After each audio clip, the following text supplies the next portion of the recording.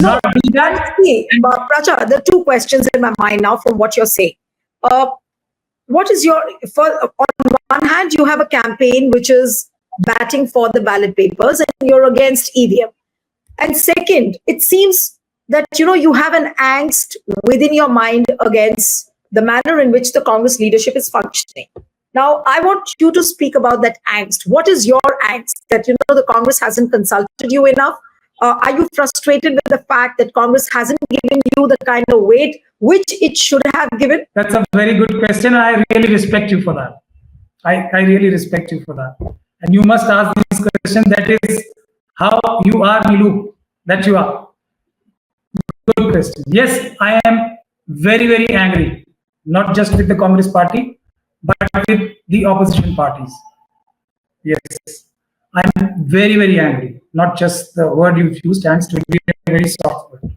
Why? Because there is a responsibility, constitutional responsibility on opposition parties, which is more than, constitutionally more than the ruling party.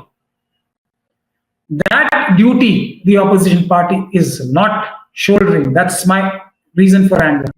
And that's my reason for saying these words, which I was restraining myself. Because if I don't do this, I will also not be doing my duty towards protecting the constitutions. My words will only be words, like many other people.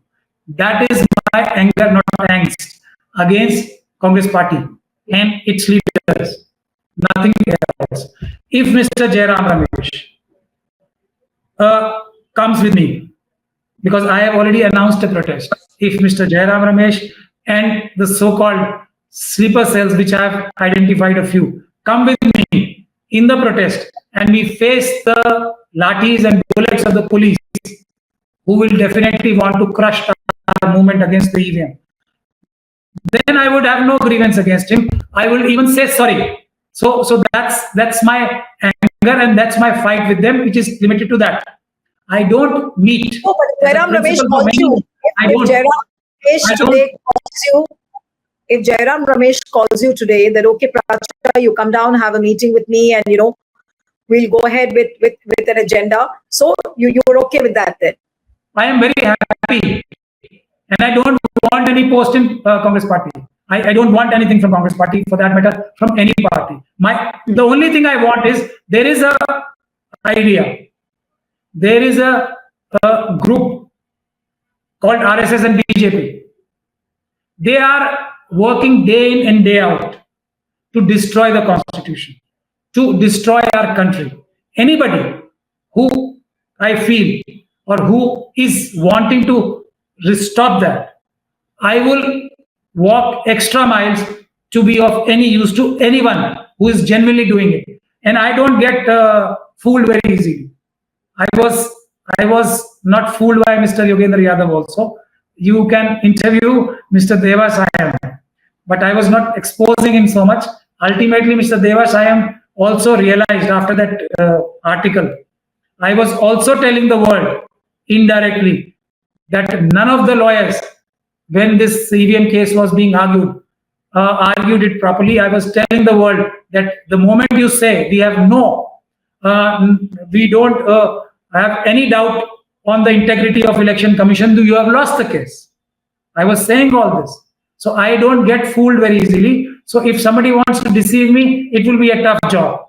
But anyone I feel is not deceiving me and he wants to save the country and our constitution, I will walk extra mile. I would be happy to do everything under my control to support that person. And that person, which we are naming right now, if he will not come to me, that will be proof enough, because he knows my capacity. He knows me very well. He knows the things I've done in past for the Congress party and things I've done in past for the country. He knows it very well. He knows my capacity. He knows my dedication. He knows my conviction, and he knows my success rate also, which is almost 100%. No, but and I don't want anything. He knows this also. He knows this also. But he will not come to me. This I know. No sleeper cell will approach me. You are 100% sure that Jairam will not walk up to you for No sleeper cell will ever approach me, because I call their deceit. I catch them like this. Can I ask you Only very one bluntly? Oh, can I yes. ask you bluntly, if you're so angry, if you're so infuriated with Mr. Jairam Ramesh, you think that he's also a sleeper cell within the Congress? I know one thing for fact. Every evidence points towards what you're saying. Every evidence. But I know one thing for fact. He is the one who is leading the campaign to mislead Rahul Gandhi ji about the EVM business.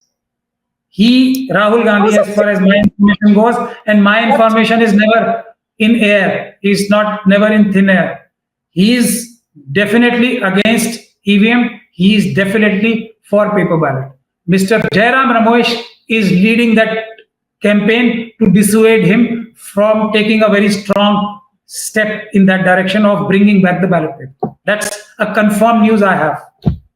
No, but what you have pointed out in very, very strong terms, I'm sure people who cover Congress, people who are close to Congress, do know about these things, maybe like, cursorily, but nobody, wants to speak about it. What you have said on record, calling Jairam by various names during the course of this interview, I don't think so openly ever, things have been said against Jairam Ramesh.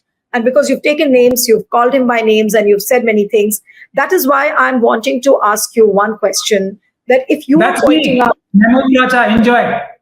Mr. Pracha, and that's That's why me. I'm questioning you. I'm questioning you Mr. because of that. Ramesh has to enjoy it now. No, since you've taken his name and since you've spoken against him, what I want to know from you is that why is Rahul Gandhi, why is the central leadership of the Congress so impervious to these things? What you are saying, I'm sure the party also realizes it, but the party is impervious to these allegations. So what does it show about Rahul Gandhi? Is it magnanimity? Is this large-heartedness of Rahul Gandhi that he accommodates everyone, knowing the fact that there are sleeper cells within the party, knowing the fact that there are senior leaders who are misleading him, but even then when he's accommodating them, so what does it show about Rahul Gandhi and the Congress as a party? If it is magnanimity, it's harming the country and the constitution. He has to realize this. He wears the crown of the most powerful person in this country because he's the leader of the opposition in Lok Sabha. 60% of the people of this country. He is a servant of the people. 60% of the population of the country is on his side. They expect him. 60%, not Mr. Narendra Modi. 60% people have not given mandate to Mr. Modi. They have given mandate against Mr. Modi. And that mandate is reflected by the constitutional post of leader of the opposition, which he holds now. He has a responsibility. He cannot be gullible. He cannot have that large heart if he has that kind of large heart. And I'm saying this because he's been backstabbed by n number of people. I've named a few just now because I know all of them. Many of them were appointed by me in the Congress party, and I had kept them in the straight line.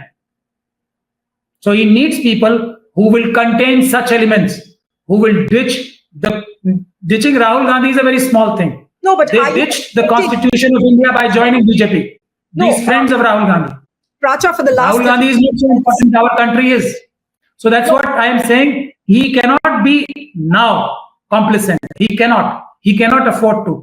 This is for people of India's sake. He cannot do. He has to be ruthless. Right. No, what you're saying is right, that it's a warning sign for, it's like an alarm bell for the Congress. But for the last Congress is very small in front of the Constitution of India and India. Congress is very small. Rahul Gandhi is even smaller.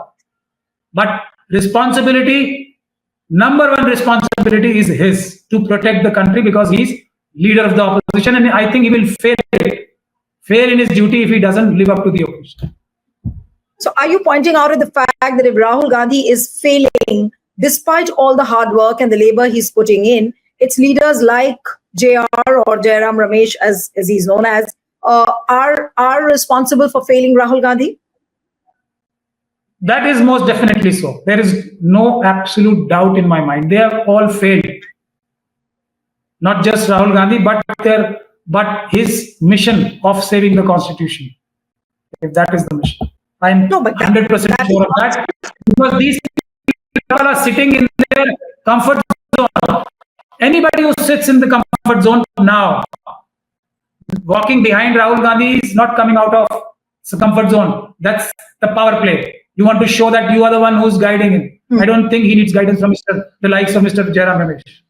He can read things. Now there is artificial intelligence also. Whatever he feeds in, he can. The leadership is something else.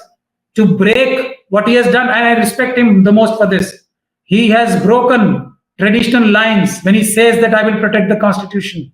He has broken traditional lines when he says I am for reservation. He has broken. He has gone against his own family ancestors. He's gone against them. That's what a leader has to be. He is accepting the mistakes of his predecessors. That is what I appreciate about him. And that is why he is hope. He cannot afford to not live up to the situation. There is a great difficult situation which our country is facing. And he is in that position. He cannot escape that responsibility. Stay ahead with our cutting edge news app. Instantly access the latest shorts in just 1 minute and breaking news in just 50 words. Download now for a smarter, faster news experience.